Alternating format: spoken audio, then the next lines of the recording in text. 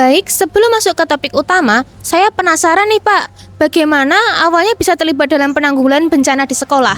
Baik, kita berpengalaman dari tahun kemarin ya Mbak ya. Jadi tahun kemarin kita sudah terdampak banjir yang lumayan juga. Jadi beberapa ruang kelas, kemudian karena kita nggak siap ya, kita nggak siap adanya banjir dari tahun kemarin ya, sehingga banyak yang berdampak seperti musola, karpetnya banyak yang busuk gitu ya. Kemudian ataupun yang istilahnya kena genangan air.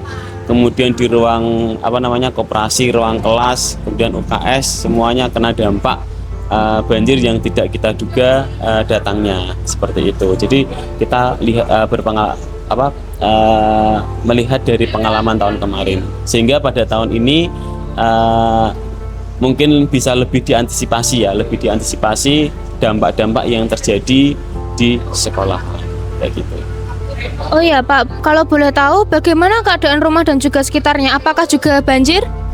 Kalau di sekitaran Prodedi, kebetulan saya bukan orang Purwodadi ya, jadi mendengar cerita, melihat di Instagram kondisi-kondisi di sekitaran SMA 1 Purwodadi, termasuk siswa, saya yakin pasti banyak yang kena dampak dari banjir itu sendiri, terutama di wilayah mana itu Hayamuruk, kemudian di Banaran dan sebagainya, itu banyak yang terdampak kayak gitu. Bagaimana keadaan sekolah Pak? Apakah Bapak bahkan juga sempat berkunjung ke SMA?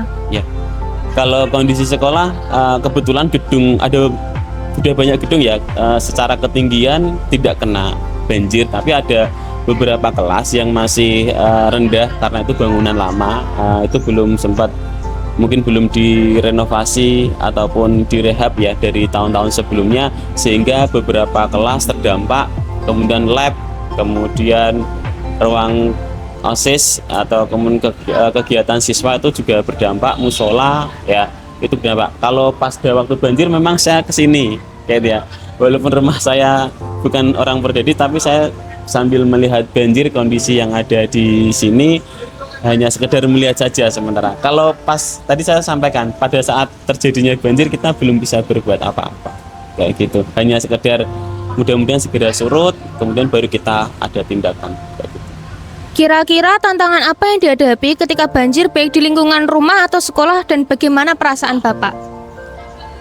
Tentunya berempati ya dengan kondisi yang ada, bahwa yang namanya banjir kan kita tidak menginginkan ya. Mungkin pada saat banjirnya banyak yang merasa bisa main air, tapi ketika pasca banjirnya itu bagaimana susahnya membersihkan kotoran-kotoran ya, lumpur yang berdampak itu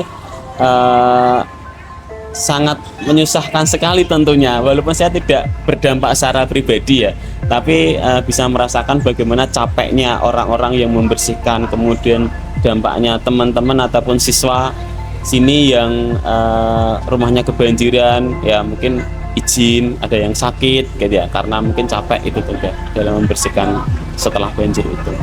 Kira-kira untuk membersihkan sisa-sisa banjir di SMA Negeri 1 itu butuh berapa hari Pak?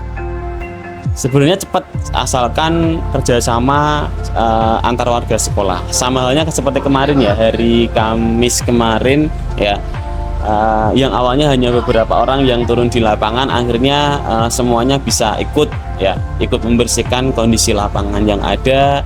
Kemudian hari Jumatnya juga membersihkan lingkungan sekitar, sehingga ketika semuanya berkolaborasi dengan baik, kerjasama dengan baik, saya yakin cepat kayak gitu.